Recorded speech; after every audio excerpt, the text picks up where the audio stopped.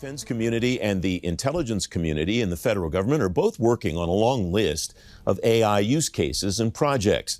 Some of those projects and some of those agencies have a foot in both communities. Mark Munsell is Director of Data and Digital Innovation at the National Geospatial Intelligence Agency. Thomas Boggs is Chief AI Engineer for the Leidos AI Accelerator. Gentlemen, welcome. Thanks for joining me today. Mark, I start with you. What are some of the use cases that you're seeing regarding artificial intelligence, things that people are actually doing with AI now? So for our agency, space-based satellites that are collecting imagery of the Earth and activities of the Earth to inform policymakers and combatant commanders, the biggest use case that we have is something called computer vision. And I think people are used to computer vision in the context of maybe like a Ring doorbell. The Ring doorbell can see things in the front of the house or the side of the house and then actually detect what those things are and the movement of those. So essentially, it's the same use case as that, except done from low Earth orbit, where we're trying to detect objects of interest, things that we are trying to keep track of, things that we are trying to warn on, activities that our adversaries are conducting, and essentially using those artificial intelligence algorithms to find, detect, and then disseminate that data to the people that need it. If we have time, I want to come back to the deployment of that, because it's one thing to build an infrastructure that's Earth-based to deploy these new tools. I wonder what it's like in space. We'll talk about that later in the conversation if we have time. Tom, welcome. It's great to have you on the program. Thank you. How does what Mark is talking about fit with what you're seeing as you look across the defense sector, the IC sector, and see what people are actually doing with AI? Sure. So as we've seen over the last few years, generative AI has really kind of taken the world by storm. So everybody's familiar with ChatGPT. Everyone is trying at this point to figure out how do they integrate those generative AI capabilities into their infrastructure. So what we're seeing across defense, intelligence, commercial, civil, healthcare is how do we advance the kinds of things that Mark was just talking about? How do we do object detection, detection in signals, in audio, so on? Make those better, but then also leverage these generative AI techniques to then make sense of them so that we're, in addition to detecting what is in an image, we'd like to know why it's in there. Can we use generative AI to mine knowledge graphs that give contextual information to what's in there? Can we mine open source media to understand news reporting of why something's in there, what's happening? So how can we make higher level sense out of all of the information that we can then use those sort of lower level machine learning and computer vision algorithms to detect? The two things that Tom talked about there, Mark, that I want to follow up on with what you're specifically doing at NGA. You've really taken the lead in using open source information and integrating that into things that you've collected in a proprietary manner. How has that impacted the way that you think about the tools that you described earlier in the conversation? And the other is just the whole concept of generative AI. Again, you've been on the AI train for a long time at your agency, but I wonder what the evolution of that has done as far as changing the way that you think about things. Yeah, Francis, as you know, having done some work with the agency and the geospatial technology sector that's out there, we take anything that we can get our hands on in terms of open source, open information, and layer that on top of the information that we know is true and we know is right. And by fusing those things together, we come up with even a better understanding of the Earth and things in space and time. And so Thomas is absolutely right. The sort of boom, right, that's happening, the reason that everyone is inspired by AI today is this invention in 2017, 2018, the transformer, the T in GPT, and its ability to do much better job with larger volumes of information, especially text originally, right, with large language models. But now we see these unbelievable models coming out of OpenAI, Anthropic, Google, that are multimodal. And so as far as generative AI at our agency, it's a merger of vision, text and language, audio. It's all the modalities coming together and offering us the opportunity to fine-tune these large models against our special data that we have that no one else has.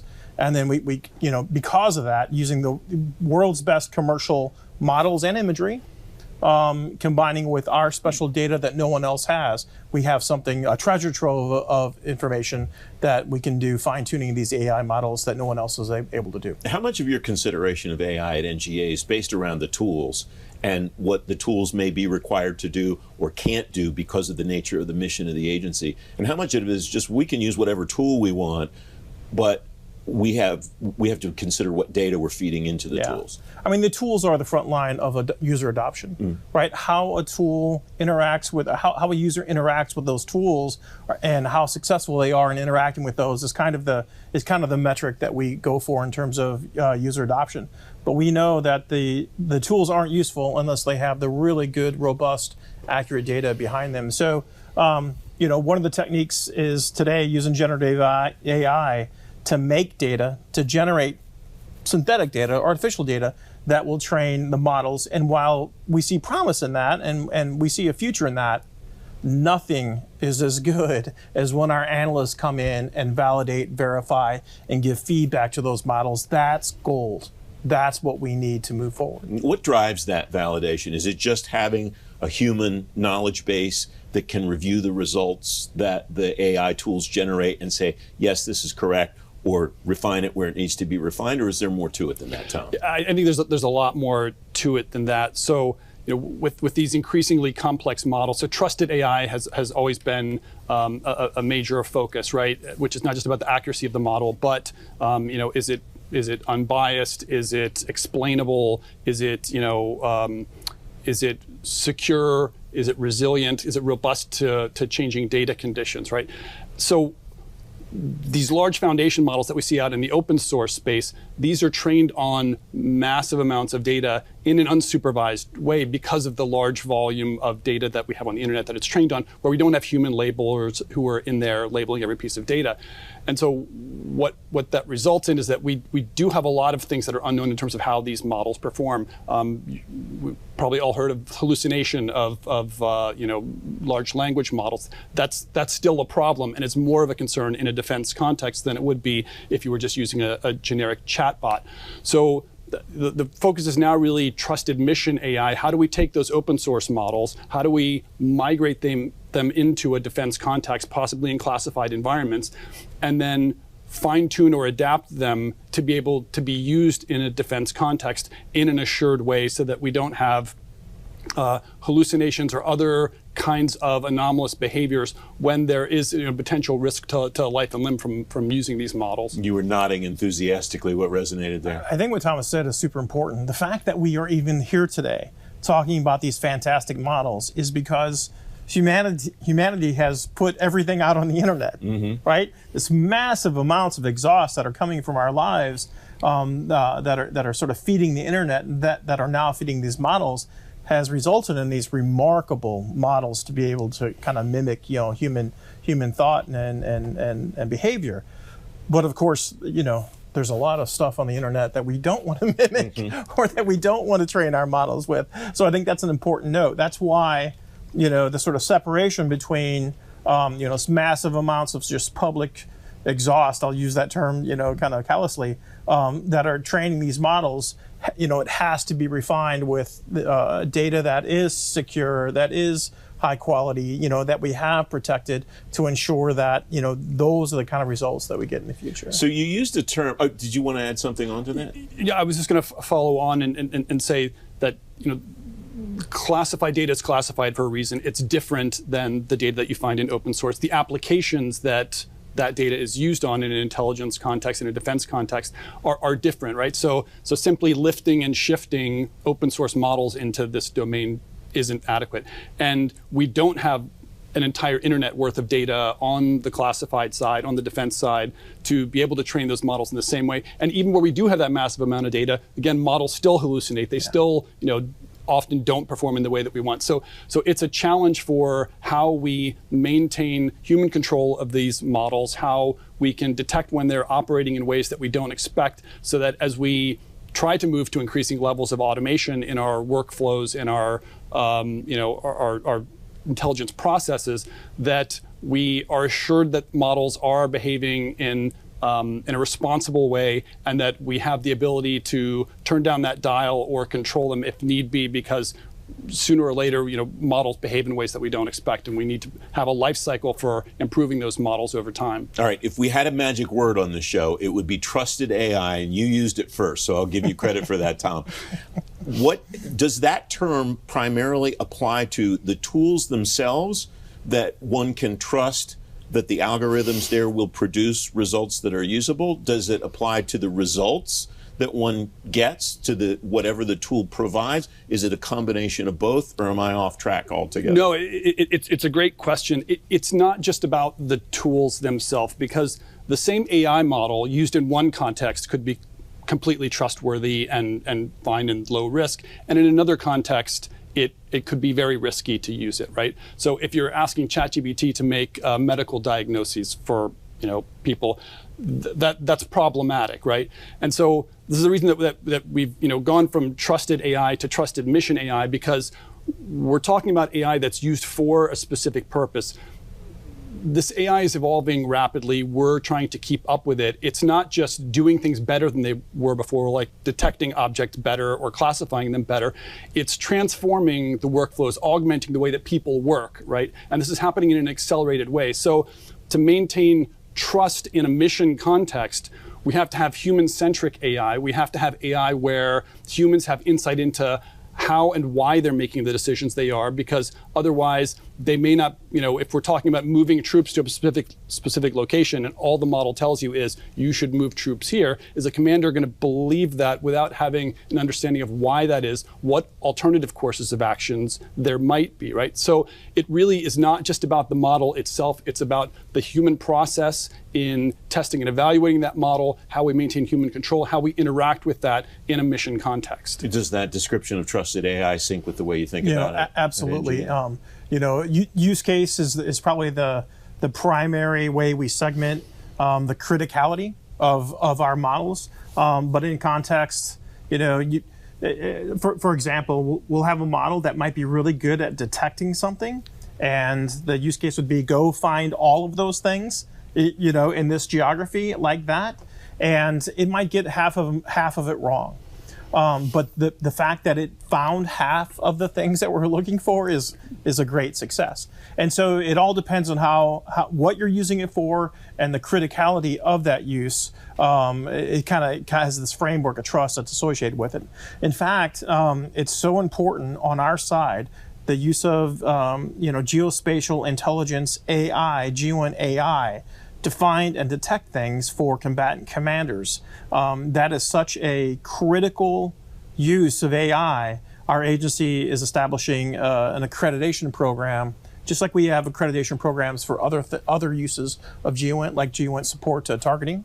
The accreditation of GWINT AI models for detecting something for a combatant commander is just as critical, and it needs to be run through the paces just like the other important use cases of GWINT. Mm-hmm. It's an interesting transition, because we've talked a lot about the technology and applying the technology and mission delivery, yes, but we've talked less about the actual mission delivery itself. What are some of the things that your people at NGA are coming to you and saying, if they are at all?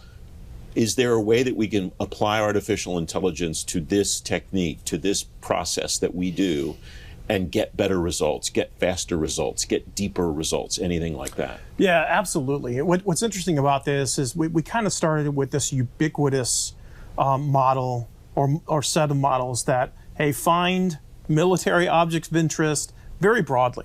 And so it's almost like if you can imagine like a radar, old-fashioned radar scope, like in an air control tower, where it's going around and finding blips. That was very useful. It's very useful to a combatant commander to find blips on the battlefield. How accurate those blips are, we can improve that. That's an enduring problem that we have to improve those. What we found is that there's like a million other use cases, and it all depends on the analyst, their analytic problem, the intelligence problem, or combat situation they're trying to solve. It can be broken down into very small, finite models that are going for one particular thing, and something that we wouldn't have even thought of in sort of the grand design of what we're doing here. So to give analysts the opportunity to be more dynamic, to maybe do some of their own labeling, build their own models, apply it to only one particular location or geographic area is is very important for us moving forward. It's not a one model fits all applications. We have to have boutique models. We have to be able to provide analysts this special capability to do very detailed special work. Tom, I think what Mark is getting at is something that is kind of, it turns the traditional way of introducing new technologies in government on its head. When the cloud came along and various other technologies, people would say, well, I want to get some of that and then figure out what to do with it afterwards. I had a conversation with one of your counterparts, Mark, in the IC not long ago, and I asked this person, what are you going to use AI on? And this person said, the question is, what are we not going to use it on? What's the implication of that for the way that people like Mark and others across the defense community, the intelligence community, should be thinking about introducing these tools, measuring their success, and so on? Sure. First off, I want to second what Mark said in terms of having an AI literate workforce. That's critical for how we do governance of AI, right? Not just identifying the risks and mitigating those risks, but educating people so that they know, again, to what extent they should trust AI, to when AI is a partner for what they're doing, so that trust but verify, right? To the question of where are we not going to use it, right? We've kind of talked. I think mostly about sort of what are the intelligence products, right? We're detecting things, we're providing information to analysts, but we have analysts and developers who are creating all of these products, right? We have a lot of one-off products, new things that are being created. And NGA is a large organization, Leidos is a large organization, right? Across the intelligence community and DoD. And those analysts and those developers who are trying to build those products using generative AI and other machine learning techniques, they have infrastructure they have to work with. They have an IT infrastructure where they have to request access to data, where they have to request access to compute, where they need to find code, all of the resources. AI itself can be used to help provision those kinds of infrastructure so that we're not just using it for the end product itself, but for sort of the tradecraft and the workflow of how developers and analysts and machine learning researchers can more efficiently get access to the resources and create those products and then test them, in addition to just the end product itself. Mark, we have a little bit more than a minute left. How will you know at some future point that you have achieved, at least are on the way to your goal of an AI literate workforce? What will they be able to do? What will they be able to use in order for you to be able to say we've achieved that? That's a great question, Francis. I think that if we can get to the point where analysts feel comfortable with and understand using a model to assist them in their daily workflow, and have some understanding of sort of what's behind the model, that's when we'll have a AI literate workforce that can feel comfortable using AI, also feel comfortable that the AI model is not going to take their job. Mark, Tom, a terrific conversation. Thanks very much for your time. Thanks for joining me today. Thank you. You can read more about AI in DoD and the IC at fedgovtoday.com.